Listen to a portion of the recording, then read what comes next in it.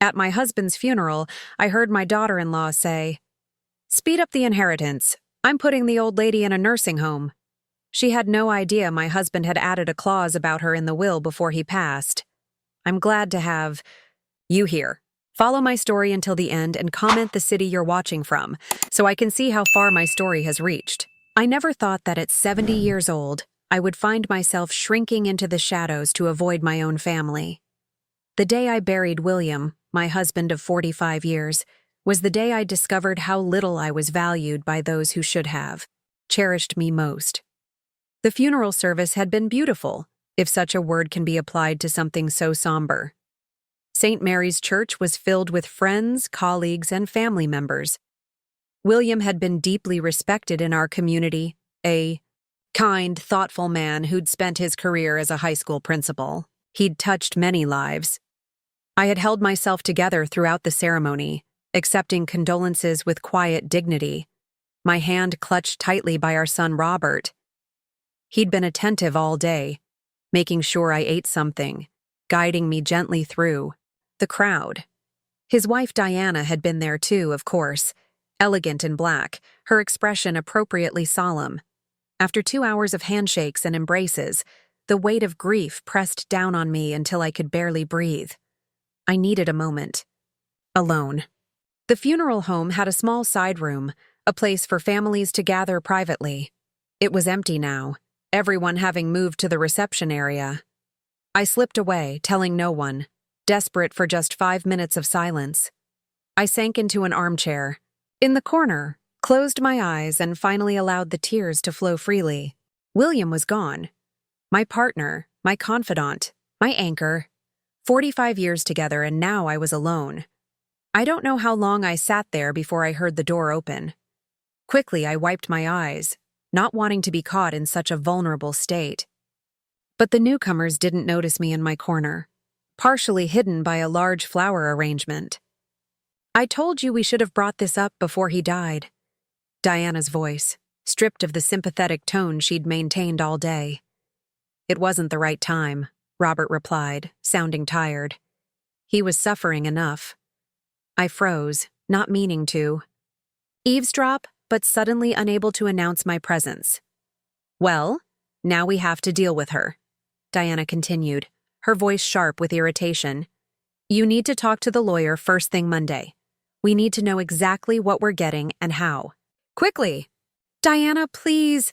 My father isn't even in the ground yet. And your mother isn't getting any younger. The longer we wait, the more complicated things will get." There was a rustle of fabric, Diana adjusting her dress, perhaps. "Agilizem a partilha. Vou mandar a velha pro asilo." My Portuguese was rusty, a language I'd learned decades ago when William and I had spent 2 years teaching in Brazil, but I understood enough. "Hurry up with the inheritance. I'm sending the old woman to a nursing home." The old woman. Me. Robert sighed heavily. "She's not going to want to leave the house." "Of course not. But she can't manage alone, and you know it. The place is too big. There are stairs, and she's already getting forgetful. It's the sensible solution." "Maybe she could live with us?" Robert suggested, his tone uncertain. Diana's laugh was cold. "In our house? With my schedule? Besides, you know how she is. Always. In everyone's business. I can't have her there judging everything I do." "She's my mother, Diana. And you're my husband. This is our life, our future. The money from selling that house could make a real difference for us." A pause. "For the kids' college funds." I sat, perfectly still, hardly daring to breathe. William had been gone less than a week. We hadn't even had the reading of the will yet, and already they were dividing up our lives, making decisions about my future without me. "We'll talk about this later," Robert said firmly. "Today is about respecting my father." "Fine. But don't put this off too long. The real estate market is hot right now." They left, the door closing softly behind them. I remained frozen in place, their words echoing in my head. The old woman, the house, the nursing home. When I finally managed to stand, my legs trembled beneath me. I caught sight of myself in a mirror on the wall, pale, aged, diminished by grief. Was this how they saw me? A burden to be managed? An obstacle to their inheritance? As I stumbled back to the reception, one thought kept repeating in my mind. William had said something to me, just days before he passed. We'd been discussing finances, and he'd squeezed my hand, his eyes serious despite his weakness. "Eleanor, I've taken care of everything," he'd said. "Don't worry about the future. I've made sure you'll be protected." At the time, I'd thought he was just trying to comfort me. Now, I wondered if he had somehow known what was coming. The house felt different when I returned from the funeral. Emptier, colder. William and I had lived in this modest, two-story colonial for nearly 30 years. We'd raised Robert here, celebrated holidays, weathered storms both literal and figurative. Now, its familiar walls seemed to echo with absence.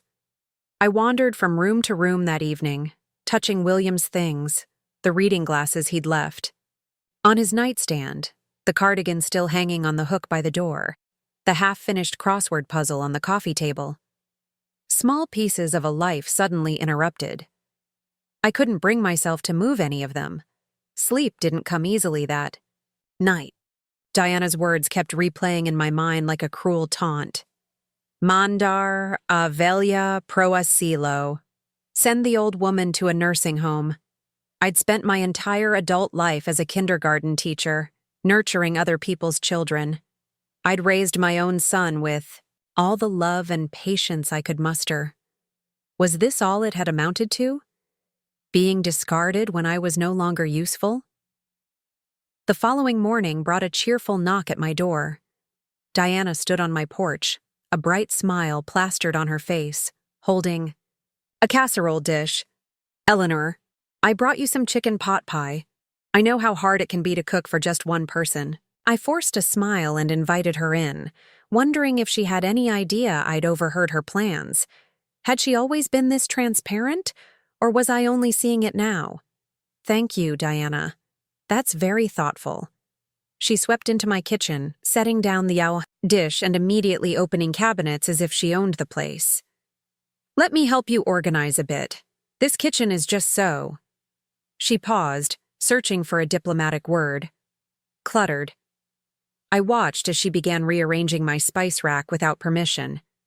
My spice rack, which William had built for me as an anniversary gift 15 years ago, with each shelf carefully measured to fit the space beside our stove. "I've managed just fine with my kitchen for 30 years, I said, more sharply than I intended.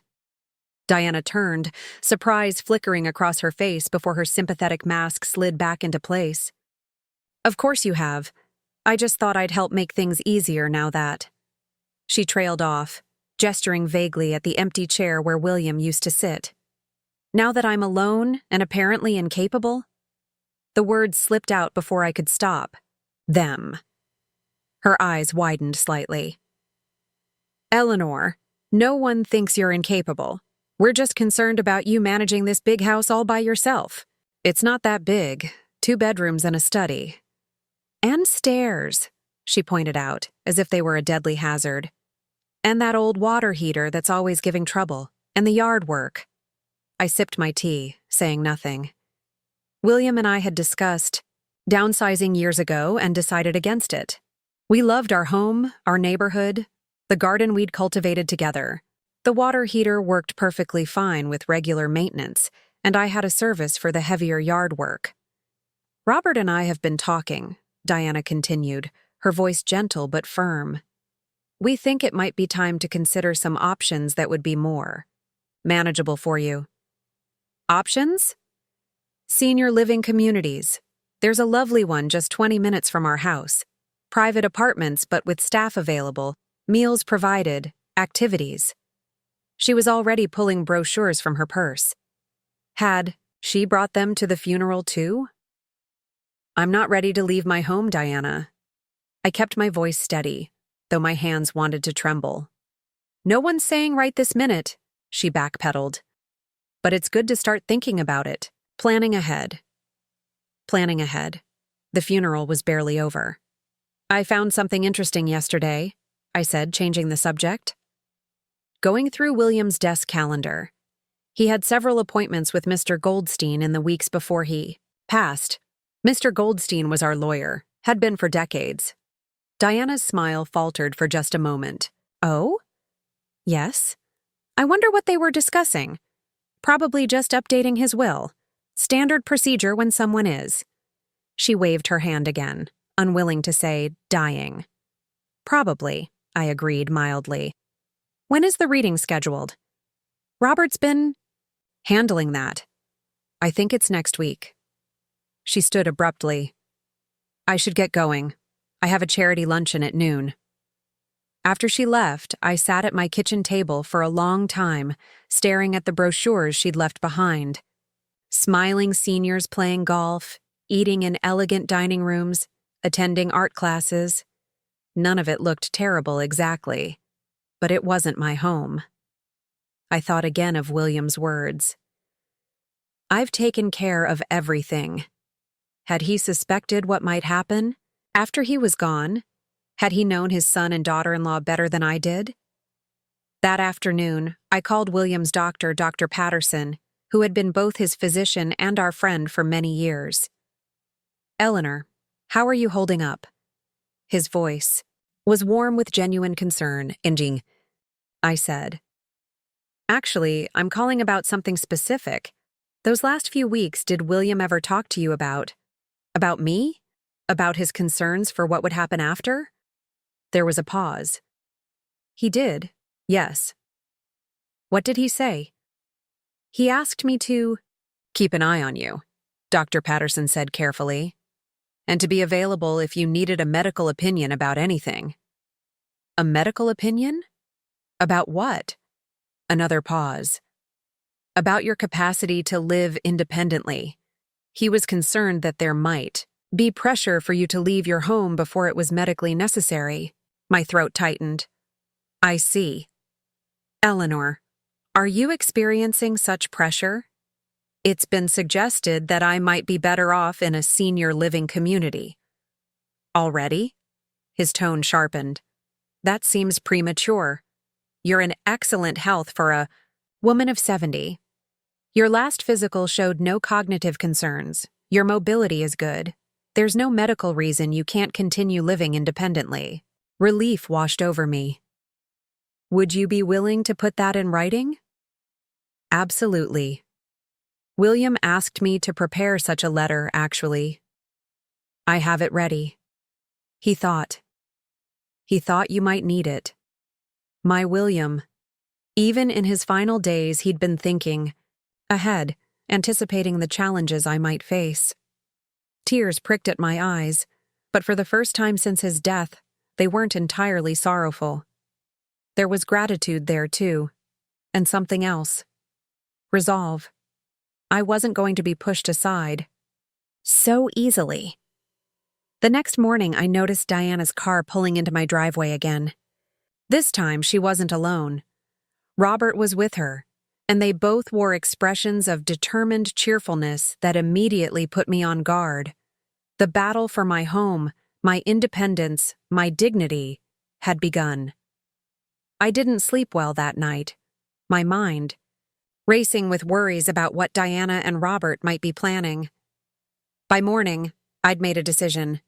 I needed to be proactive rather than reactive. William had always told me that preparation was half the battle. When Robert and Diana arrived at my door, I welcomed them with coffee already brewed and a calm smile that belied my inner turmoil. Mom, we wanted to talk to you about some practical matters, Robert began, settling onto the sofa where his father used to sit. The sight of him there, so different from William yet occupying his space, made my heart ache. Of course, I said, passing him a cup of coffee. I've been thinking about practical matters too. Diana perched on the edge of her chair, her posture perfect as always. We've been researching some wonderful living communities, she said, pulling out more glossy brochures. This one has a waiting list, so it's good to get on it early. I nodded, appearing to consider the brochures. Before we talk about that, I'd like to ask Sandra to join us. Diana's eyebrows rose. Sandra? The nurse who helped with Dad? Yes. She's stopping by this morning. I glanced at my watch. She should be here any minute. As if on cue, the doorbell rang. Sandra Peterson had been William's home health nurse during his last months. In her 50s, with kind eyes and a no-nonsense demeanor, she'd become something of a friend. Sorry I'm late, she said, stepping into the living room. Traffic was terrible. Diana's eyes narrowed slightly. Eleanor, we were hoping to have a family discussion. Sandra was practically family these last few months, I replied, and she has professional experience that might be helpful. Sandra sat beside me, her presence bolstering my courage. She'd witnessed Diana's thinly veiled impatience during William's illness, her reluctance to help with his care. Robert, Diana, I began, I appreciate your concern about my living situation. But I've given it a lot of thought, and I've decided to stay in my home. Diana's smile tightened. Eleanor, we understand that emotionally, this house means a lot to you. But practically speaking, I interrupted gently. I'm perfectly capable of living independently. I've spoken with Dr. Patterson, who agrees there's no medical reason I should leave my home. Robert frowned. You spoke with Dad's doctor about this? William asked him to assess my capacity before he passed, I explained. He's provided a written statement. I pulled out the letter Dr. Patterson had delivered yesterday, passing it to Robert. His eyes widened as he read it. This says you're in excellent health for your age, he said, sounding surprised. Had he already convinced himself I was frail? I also spoke with Mrs. Winters from the hospital's social services department, Sandra added. She can set up an assessment to determine what supports Eleanor might need to stay home safely. Diana shifted uncomfortably. That seems premature. We're just exploring options. Actually, I said, it seems like you've already decided I should move to an assisted living facility. Send the old woman to a nursing home, were your exact words, I believe. The room went silent. Diana paled, then flushed. I don't know what. You think you heard, but... I heard you at the funeral, Diana, I said quietly. In the side room. I was there, sitting in the corner. Robert's face fell. Mom, I don't blame you for thinking about the future, I continued. But I'm not ready to leave my home, and there's no legitimate reason I should. Sandra has helped me develop a plan to age in place safely. Sandra nodded. Simple modifications like grab bars in the bathroom, a medical alert system, and regular check-ins can address most safety concerns. I'd be happy to review the plan with you both. Diana stood abruptly. This feels like an ambush. It's not meant to be, I assured her. I'm just being practical, as you suggested. The doorbell rang again. This time, it was Emma, my 16-year-old granddaughter, letting herself in with the key she'd always had. Hi, Grandma, she called, then stopped short seeing everyone gathered. Oh, sorry. Am I interrupting? Not at all, sweetheart, I said. We're just having a family discussion. Emma, tall and thoughtful like her grandfather, glanced around the tense room. Is everything okay? We're discussing Grandma's living situation, Robert explained. Emma frowned. What about it? Your parents think I might be better off in a senior living community? I explained gently. What? Why? Emma looked genuinely shocked. Grandma's fine on her own. She literally taught me how to make lasagna from scratch last weekend. Diana's lips pressed into a thin line. Emma, adult decisions are more complicated than that. I'm not a child, Mom, Emma replied. And Grandma's not incapable just because she's 70. I felt a rush of affection for my granddaughter, so fiercely protective. She'd been coming over more frequently since William passed, sometimes doing homework at the kitchen table, sometimes just sitting with me in comfortable silence. "Emma, why don't you help me bring in some cookies from the kitchen?" Sandra suggested, giving the family a moment.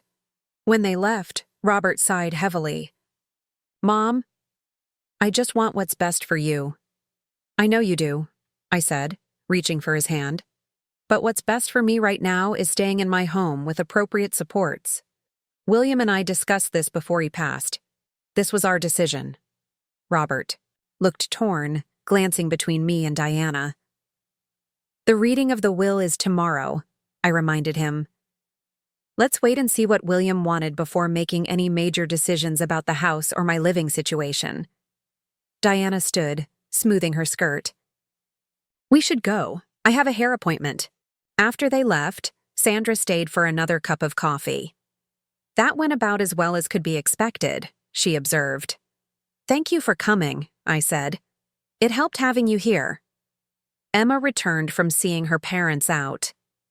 "Grandma, are they really trying to make you move out?" I sighed. "They're concerned in their way." "They're being ridiculous," Emma declared. "Don't worry, I won't let them push you around." Looking at her determined young face, I felt a flicker of hope. I wasn't entirely alone in this battle. The offices of Goldstein and Associates looked exactly as they had 5 years ago when William and I had last updated our wills. The same leather chairs, the same landscape paintings, even the same receptionist with her kind smile and graying hair. "Mrs. Bradley, it's good to see you again," she said, rising to greet me.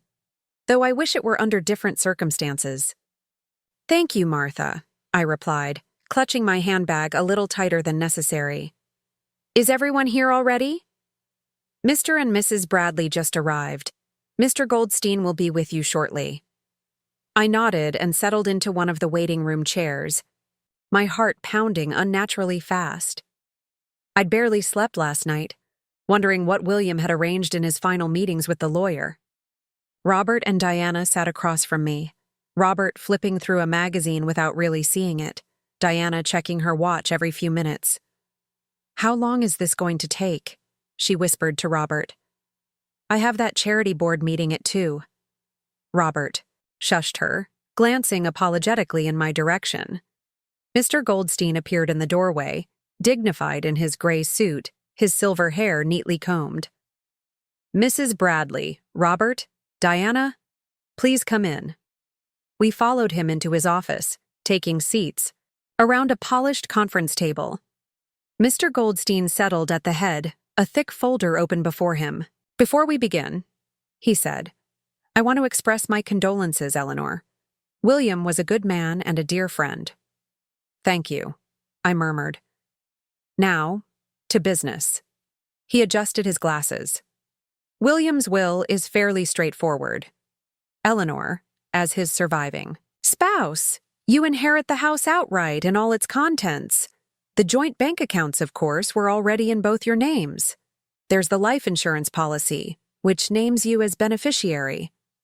Diana shifted in her seat. "And the investment accounts?" Mr. Goldstein glanced at her, his expression neutral. "I'm getting to that, Mrs. Bradley. William had a retirement account worth approximately $450,000. Upon his death, Eleanor is the primary beneficiary." Robert nodded, looking unsurprised. "There is, however, a codicil that William added 3 months ago," Mr. Goldstein continued, turning a page in the document. "It concerns the house specifically."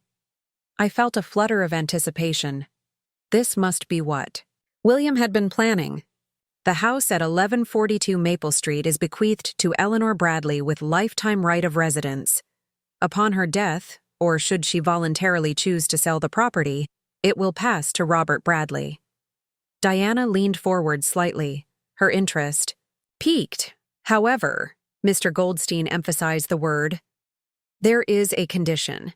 If Eleanor is forced or pressured to leave her home against her wishes, or without the documented recommendation of at least 2 independent medical professionals that she requires care she cannot receive at home, the house will not pass to Robert Bradley. Instead, it will be sold, and the proceeds will be donated to the Alzheimer's Research Foundation in memory of William's mother."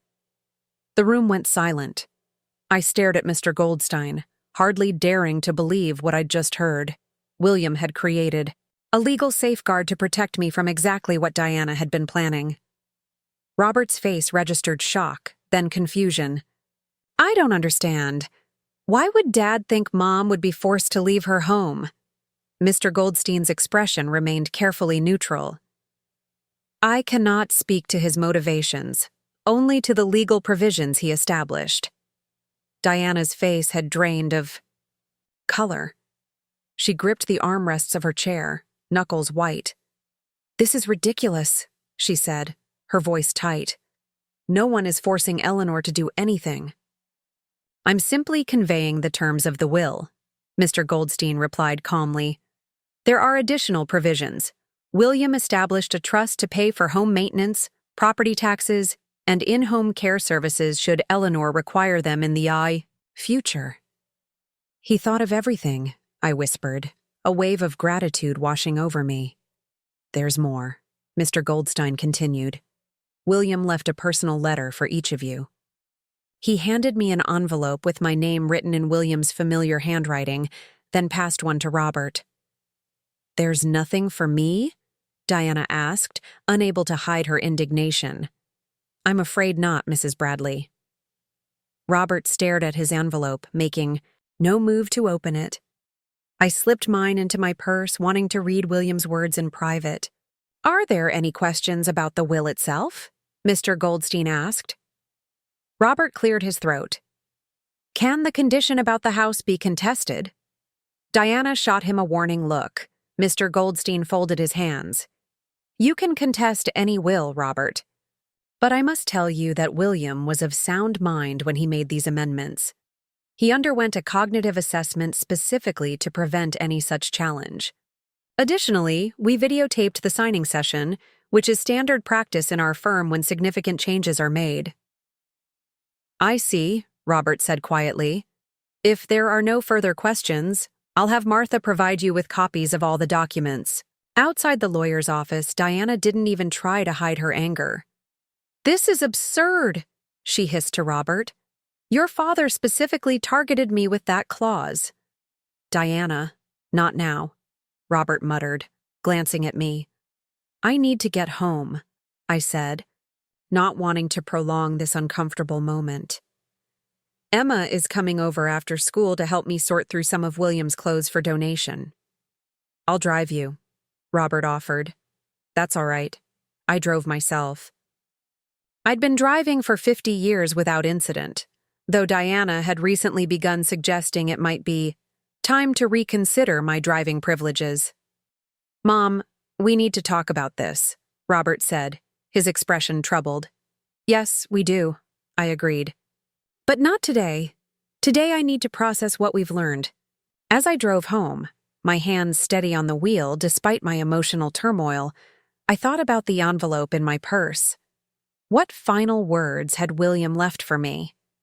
At home, I made a cup of tea and sat in my bedroom, carefully opening the envelope. My darling Eleanor, if you're reading this, I'm gone, and you're facing the challenges I feared. I've seen how Diana looks at our house, how she talks about next steps when she thinks I'm not listening. I know our son. He's a good man but easily influenced by her ambitions. I'm sorry I won't be there to stand beside you, but I've done what I can to protect you. The house is yours for as long as you want it. The money is there to maintain it and care for you. Don't let them rush you into decisions that aren't right for you. Remember what we always told each other? We may bend, but we don't break. You're stronger than you know, Eleanor. I've seen that strength every day for 45 years. All my love now and always, William. Tears flowed freely down my cheeks as I held the letter to my heart. Even from beyond, William was protecting me, fighting for me. When the doorbell rang, an hour later, I had composed myself. It was Emma, backpack slung over one shoulder, her expression unusually serious.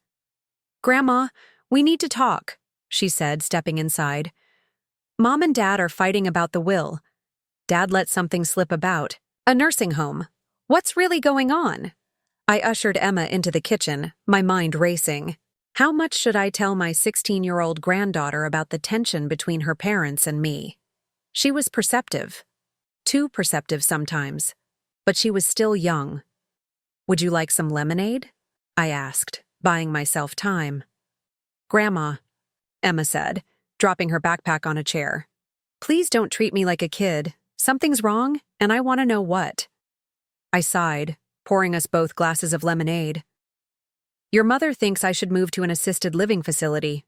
Emma's eyes widened. But why? You're perfectly fine here. She believes the house is too much for me to manage alone. That's ridiculous, Emma scoffed. This house isn't even that big. I smiled sadly. I think there are other considerations involved. Like what? I hesitated, not wanting to speak ill of Diana to her daughter. Financial ones, perhaps. Emma's face darkened with understanding. The house. They want to sell it, don't they? I nodded slightly. Your grandfather anticipated this might happen. He put a clause in his will to prevent me from being forced out. Good for Grandpa, Emma said fiercely. Then her expression shifted to worry. But Mom won't give up easily. I've seen how she gets when she wants something. That was an understatement. Diana had always been determined, calculating. It was partly what had made her successful in her career as a real estate agent. She saw opportunities where others didn't, and she pursued them relentlessly. I can handle your mother, I assured Emma, with more confidence than I felt. Emma took a long sip of lemonade, her brow furrowed in thought. You know, she said finally, I could move in with you. I nearly choked on my drink. What? Just hear me out. I'm going to state next year. It's only 20 minutes away. I could live here instead of the dorms. I'd help with the house, and Mom couldn't argue that you're all alone. I was touched by her offer, but shook my head. Emma, that's very sweet. But your first year of college should be about making friends, having the full experience. I'd still have all that, she insisted. But I'd have free housing and you'd have company. It's practical. Practical. Diana's favorite word. Before I could respond, the front door opened. Diana's voice called out, Emma, are you here? Emma rolled her eyes. In the kitchen, Mom. Diana appeared in the doorway, her professional smile firmly in place despite the tension I could see in her shoulders. There you are. I thought you were helping Grandma sort through Grandpa's clothes. We were just about to start, Emma said, her tone suddenly defensive. Diana glanced between us, clearly suspicious. What were you two discussing so intently? College. Plans, I said smoothly. Emma was telling me about the programs at State. Diana nodded, though she didn't look entirely convinced. Emma, can you give Grandma and me a few minutes? There's something we need to discuss. Emma crossed her arms. If it's about Grandma, I think I should stay. Emma, Diana said, her voice sharpening. This is an adult conversation. I'm not a child, Mom. I placed a hand on Emma's arm. It's all right, sweetheart. Why don't you start looking through the closet upstairs? I'll join you in a bit. Emma hesitated, then grudgingly picked up her backpack. Fine, but I'm not going far. She gave her mother a pointed look before heading upstairs. When we were alone, Diana sat across from me, her smile fading. Eleanor, we need to talk about what happened at the lawyer's office. I thought we agreed to discuss it another day. This can't wait, Diana insisted. That clause William added, it's manipulative and unfair. I raised an eyebrow. Unfair? How so? It's clearly designed to prevent us from helping you make necessary decisions about your future, or designed to prevent you from making those decisions for me, I countered gently. Diana's eyes narrowed. You think I'm the villain here, don't you? That I'm just after the house? I think you have strong opinions about what should happen to me and this property, I said carefully. Opinions you expressed quite clearly at the funeral. Her cheeks flushed. I was emotional that day. We all were. Yes, grief often reveals our true thoughts. Diana leaned forward, her voice dropping. Eleanor, be reasonable. This house is worth at least $450,000 in today's market. That money could do so much for Robert and Emma's future. Instead, it's just sitting here, underutilized. This is my home, Diana, not an investment property. And it could be someone else's home, a young family who needs the space. Meanwhile, you could be in a beautiful apartment with people your own age, activities, dining options. All the things you think a woman of 70 should want, I said quietly. She sighed in exasperation. I'm trying to be practical. So am I. That's why I've asked a home modification specialist to assess what changes might make aging in place safer for me. Diana's eyes widened. You what?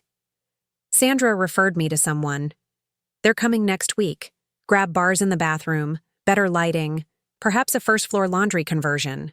Small changes that can make a big difference. That's throwing good money after bad, Diana protested. You're spending money to stay in a house you'll eventually have to leave anyway. According to whom? I asked. Dr. Patterson says I'm perfectly capable of living independently. For now, Diana said dismissively. But what about in 5 years, 10? If and when I need additional help, Williams Trust will cover in-home care. Diana stood abruptly, pacing the kitchen. You're being stubborn and selfish. Robert is trying to do what's best for everyone, including you, and you're making it impossible. Is it selfish to want to stay in my own home? I asked. To honor William's wishes for me? William isn't here anymore, Diana snapped. The rest of us need to move. Forward. I felt a flash of anger, sharper than any emotion I'd allowed myself to show since this began. It's been 2 weeks, Diana. 2 weeks since I buried my husband of 45 years.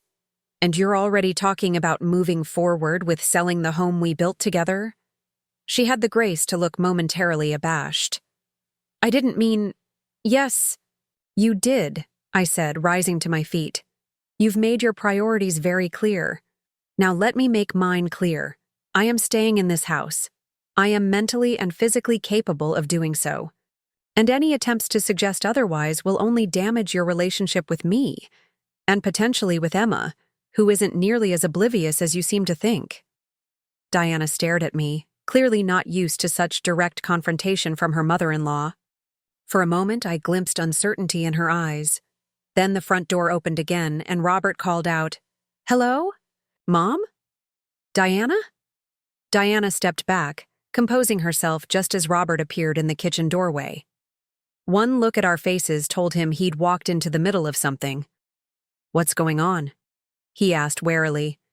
Your mother and I were just discussing some options, Diana said, her professional mask sliding back into place. What options? Robert asked, looking between us. Before either of us could answer, Emma appeared on the stairs. They're arguing about whether Grandma should be forced into a nursing home so you guys can sell her house. The kitchen fell silent. Robert stood frozen in the doorway, his gaze shifting from Diana to me, then up to Emma on the stairs. That's not… Diana began, but Emma cut her off. Don't lie, Mom. I heard you on the phone with that real estate agent yesterday. You said the house could go on the market by summer if you played your cards right. Robert's face paled. Diana? Is that true? Diana straightened her shoulders. I was exploring options. That's what responsible adults do. Behind my back? Robert asked, his voice unnaturally quiet. When we agreed to wait? I had never seen my son look at his wife with such disappointment. In that moment, I realized how much Diana's ambition had shaped their marriage, perhaps without Robert fully recognizing it. I think, I said carefully, we all need to sit down and have an honest conversation. No more schemes, no more whispers. Just truth. Robert nodded slowly. You're right, Mom. He pulled out a kitchen chair and sank into it, suddenly looking exhausted. Emma, come down here, please. Emma descended the stairs, her expression a mix of defiance and anxiety. She took the seat beside me, a silent declaration of allegiance. Diana remained standing a moment longer, as if maintaining the higher ground, before finally taking the last chair. I know you think I'm the villain here, Diana began, looking directly at me. But I'm just being practical about a situation none of us asked for. Mom, Emma interjected. There's practical and then there's cruel. Emma, Robert warned. No, let her speak, I said. Everyone deserves a voice in this conversation. Emma straightened. Grandma is perfectly capable of living here. She's not sick, she's not confused, she doesn't need to be in a home. You just want the money from selling the house. Diana's face flushed. That's not fair. Isn't it? Emma challenged. We see how you are with money, Mom. Always talking about upgrading, investing, moving up. But this isn't just a house. It's Grandma's. Home! Robert ran a hand through his hair, looking more like his father than I'd ever noticed before. Diana, we talked about this. We agreed not to pressure Mom. And when exactly was I supposed to bring it up? Diana demanded. When she's 80? 90? After she falls down those stairs and breaks her hip? Stop it, I said firmly. I'm sitting right here. Don't talk about me like I'm not in the room or incapable of understanding. Diana had the grace to look embarrassed. I'm sorry, Eleanor, but my concerns are valid. They are, I conceded, which is why I'm taking steps to make this house safer as I age. The modifications Sandra recommended are sensible. I'm getting a medical alert system, and yes, someday I may need more assistance, but that day is not today, and when it comes, there are options beyond selling this house and moving me to a facility. Robert looked at me with new respect. You've really thought this through. Of course I have. William and I discussed it extensively when he got sick. I folded my hands on the table. Now I understand that you're disappointed about the house, Diana. You saw it as an asset, an inheritance. But it's my home, and William wanted me to stay here as long as I wished. He made that legally clear. Diana's expression tightened. That clause was manipulative. It was protective, I corrected. And necessary, apparently. The tension between us stretched taut. Then, surprisingly, it was Robert who broke it. I'm sorry, Mom, he said quietly. Dad was right. I didn't see what was happening. Diana turned to him, betrayal flashing in her eyes. Robert, no, Diana, this isn't right. He met her gaze steadily. How would you feel if someone decided your home, your life choices, weren't valid anymore? If they discussed sending you away as if you weren't capable of having a say? That's different, Diana protested. I'm not 70. And 70 isn't 90, I reminded her. I could live here independently for another decade or more. Emma, who had been watching the exchange intently, spoke up. And I've been thinking. My offer to live here during college is serious. It would be good for both of us. Robert looked surprised. You want to live with Grandma instead of the dorms? Why not? Emma shrugged. State is close, the commute is easy, and I'd save thousands in housing costs. Plus, I'd be here at night if Grandma needed anything. I hadn't expected Emma to bring up her offer in front of her parents, but I was touched by her determination to help. Diana looked between her daughter and me, clearly calculating this new development. That could actually work, she admitted reluctantly. At least for a few years. I could almost see the gears turning in her head. If Emma lived with me, Diana couldn't push the nursing home narrative. And if she waited until Emma graduated, perhaps the housing market would be even better. I'm not asking for your permission, Mom, Emma said firmly. I'm telling you my plans. Robert smiled slightly at his daughter's boldness. It's not a bad idea, and Mom wouldn't be alone in the house. Diana nodded slowly, recognizing defeat, for now. Fine, if that's what everyone wants. What I want, I said, looking at each of them in turn, is for this family to heal. William would hate seeing us torn apart like this. Robert reached across the table for my hand. He would. And I'm sorry we've added to your grief, Mom. Diana didn't apologize. I hadn't expected her to, but something in her posture eased slightly. We should go, she said, standing. Emma has homework, and Eleanor probably needs to rest. Actually, I said, I was hoping Emma could still help me with William's clothes. It's time to start letting go of some things. Diana hesitated, then nodded. All right, Robert and I will come back for her later. After they left, Emma and I spent the afternoon sorting through William's wardrobe. Each shirt, each pair of shoes, held memories. I cried sometimes, but it felt cleansing rather than devastating. You know she hasn't given up, Emma said as we folded a sweater I'd decided to keep. Mom, she's just regrouping. I know, I said, but I'm prepared now, and I have allies. The months that followed brought changes, but not the ones Diana had planned. The home modifications were completed, making the house safer without changing its character. Emma graduated high school and moved into the second bedroom that fall, bringing youthful energy to the quiet house. Robert came by more often, sometimes without Diana, reconnecting with me in a way we hadn't managed since he was young. Our conversations grew deeper, more honest. One evening, as we sat on the porch swing William had hung decades ago, he confessed that his marriage was struggling. Dad's letter made me think about a lot of things, he said. About the kind of man I want to be, the kind of example I want to set for Emma. I squeezed his hand, offering silent support. Diana remained Diana, practical, ambitious, focused on appearance and advancement. But something had shifted in the power dynamic of their relationship. Robert stood up to her more, especially regarding me. And when she brought up the house again, as I knew she would, he shut the conversation down firmly. Mom stays where she wants to stay, he told her. End of discussion. As for me, I discovered that 70 was not the end, but another beginning. I joined a water aerobics class at the community center, reconnected with old friends, and even started volunteering at the local library's literacy program. The grief of losing William never fully disappeared, but it softened, making space for new experiences.